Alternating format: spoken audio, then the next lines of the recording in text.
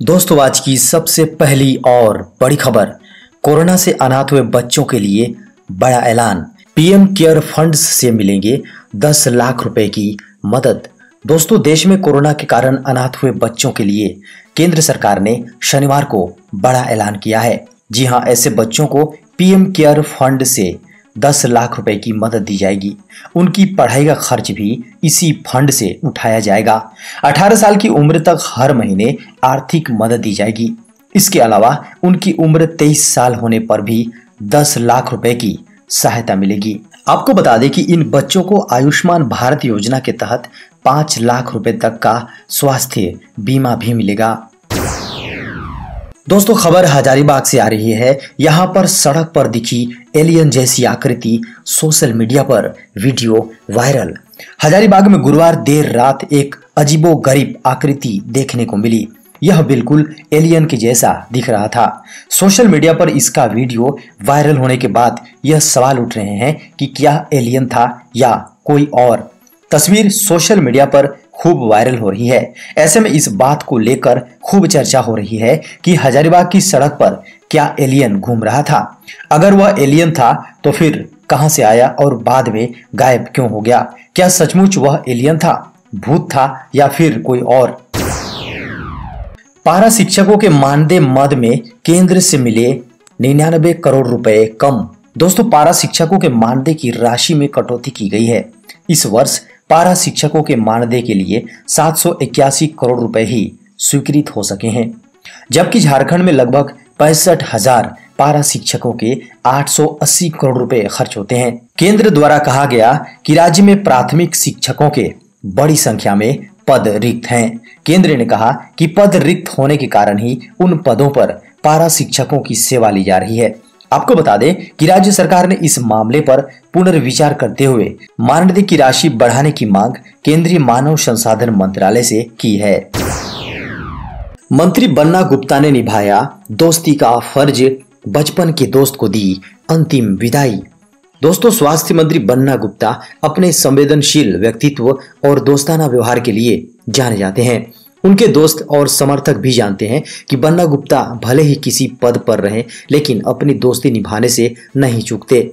जब उन्हें सूचना मिली कि उनके बचपन का दोस्त श्री बबलू चौरसिया का इलाज के दौरान निधन हो गया है, तो उन्होंने अपने सारे कार्यक्रम रद्द करके रांची से जमशेदपुर पहुंचे और अपने दोस्त को कंधा देकर अंतिम विदाई दी। आपको बता दें कि बीमार पड़ने की खबर जब उनको मिली तो उन्होंने ही टीएमएच में उनके बेहतर इलाज की व्यवस्था की और निधन होने के बाद मानवीय आधार पर बिल माफ करवाया। बचपन के दोस्त के अंतिम विदाई के समय मंत्री ने भावुक होकर कहा, बहुत याद आओगे भाई। झारखंड में कोरोना की तीसरी लहर से निपटने के लिए बनेंगे सभी जिलों में आईसीयू बेड। दोस्तों, कोरोना के तीसरी लहर को ध्यान में रखते हुए राज्य के सभी जिलों में बच्चों के इलाज की सुविधाएं बढ़ाई जा रही हैं। वहीं कोरोना की संभावित तीसरी लहर के खतरे को देखते हुए सभी जिला अस्पतालों में 20 बेड का आईसीयू बनाने का निर्देश सभी सिविल सर्जनों को दिया गया है। आपको बता दें कि कोरोना संक्रमण की आपात स्थिति में कैसे बच्चों को बचाया जाए, इसके लिए शीघ्र स्वास्थ्य कर्मियों को प्रशिक्षण दिया जाएगा।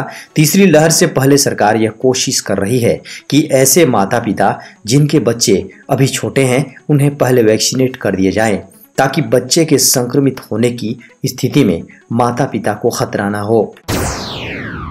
झारखंड के लगभग 32 लाख से अधिक स्टूडेंट्स के खाते में डायरेक्ट जाएगा मध्याह्न भोजन का पैसा।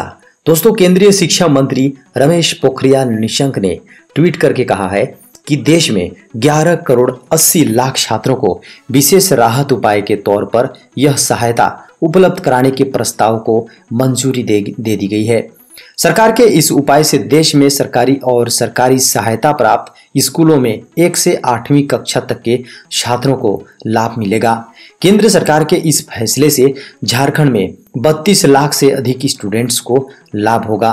झारखंड के स्कूलों में क्लास 1 से 8 तक में पढ़ने वाले स्टूडेंट्स के खाते में सीधे कुकिंग कॉस्ट दिया जाएगा। 3 जून से अनलॉक हो सकता है झारखंड। 1 जून को सीएम हेमंत सोरेन लेंगे बड़ा फैसला।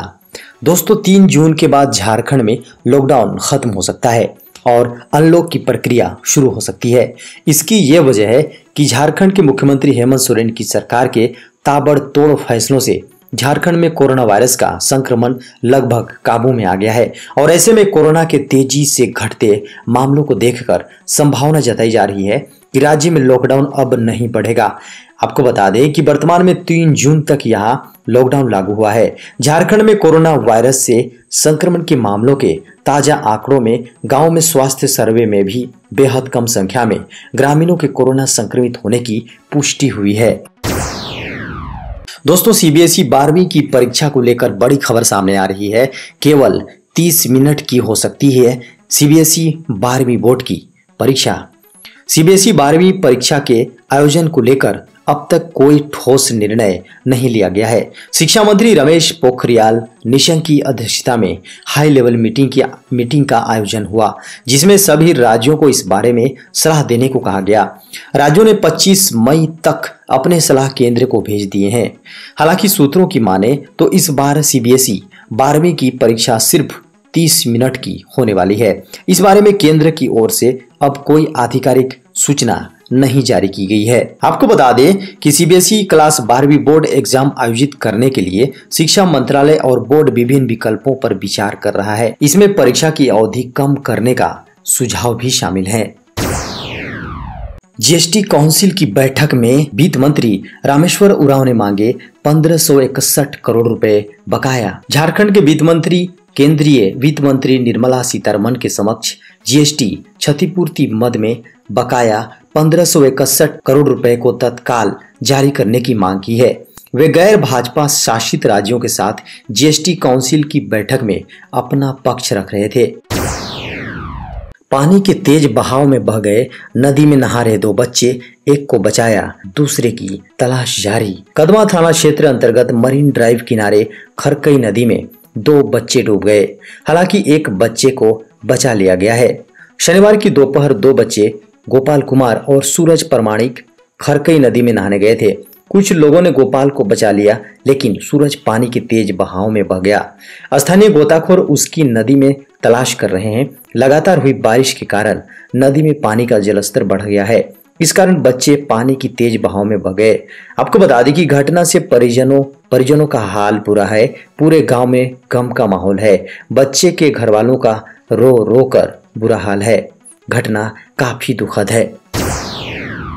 केंद्र सरकार दे रही है 5 लाख रुपए जीतने का मौका, बस 25 जून से पहले करना होगा ये काम। केंद्र सरकार ने लोगों को 5 लाख रुपए जीतने का मौका दिया है। इस इनामी राशि को जीतने के लिए आपको एक प्रतियोगिता में भाग लेना होगा, जिसके लिए सरकार ने एक प्रतियोगिता रखी है, जिसमें आपको ये राशि इनाम के रूप में दी जाएगी। भारत सरकार के स्वच्छ भारत मिशन और संयुक्त राष्ट्र SDG के समर्थन में हिंदुस्तान यूनिलीवर लिमिटेड ने इन्वेस्ट इंडिया, स्टार्टअप इंडिया और AGNLI के साथ मिलकर एक ग्रैंड वाटर सेविंग चैलेंज शुरू किया है। इस कॉन्टेस्ट में इंडियन टॉयलेट के लिए एक इनोवेटिव फ्लश सिस्टम तैयार करना है। प्रतियोगिता का मुख्य उद्देश्य शौचालय की स्वच्छता और हाइजीन के साथ वाटर सेविंग का भी ध्यान रखना है। विधानसभा की फॉल्स सीलिंग गिरी, मजबूती पर उठे सवाल। दोस्तों, हाल ही में आए चक्रवाती तूफान यास के दौरान तेज बारिश ने विधानसभा के पहला तल्ले के वेस्ट विंग के कॉरिडोर की फॉल्स सीलिंग को धराशायी कर दिया। बताया जा रहा है कि अगर सामान्य दिनों की तरह कार्यालय चलता रहता तो बड़ी घटना हो सकती थी। विधानसभा सचिव कार्यालय के पास हुई इस घटना के बाद एक बार फिर विधानसभा भवन की मजबूती पर सवाल खड़े हो रहे हैं। कुछ महीने पहले भी विधानसभा में आग लगने की घटना सामने आई थी। वहीं इसी वेस्ट विंग में विधानसभा सचिव के कार्यालय कक्ष के साथ साथ यहां कई अधिकारियों का कक्ष भी है। बचे हुए आईपीएल के मैच होंगे यूएई में, हो गया कंफर्म। आखिरकार कंफर्म हो गया है कि आईपीएल 2021 के बाकी मैच यूएई में होंगे। न्यूज एजेंसी ANI के अनुसार बीसीसीआई के वाइस प्रेसिडेंट राजीव शुक्ला ने बताया कि यूएई में आईपीएल के मैच कराने पर सहमति बन गई है। आपको बता दें कि इसके पहले आईपीएल 2020 के सारे मैच संयुक्त अरब अमीरात यूएई में हुए थे। कोरोना की पहली लहर के बीच भी संयुक्त अरब अमीरात में, जी हां, अमीरात ने जिस तरह से टूर्नामेंट का आयोजन किया उसकी सभी जगह तारीफ हो रही थी। इसे देखते हुए संभावना जताई जा रही थी कि इस बार भी आईपीएल के बचे हुए मैच यूएई में हो सकते हैं। अब बीसीसीआई के एसजीएम में इसका फैसला हो गया है। ब्लैक फंगस की दवा, कोविड से जुड़ी राहत सामग्री पर नहीं देना होगा टैक्स। जीएसटी परिषद की शुक्रवार को लगभग 8 महीने बाद बैठक हुई। इस बैठक में कई महत्वपूर्ण निर्णय लिए गए।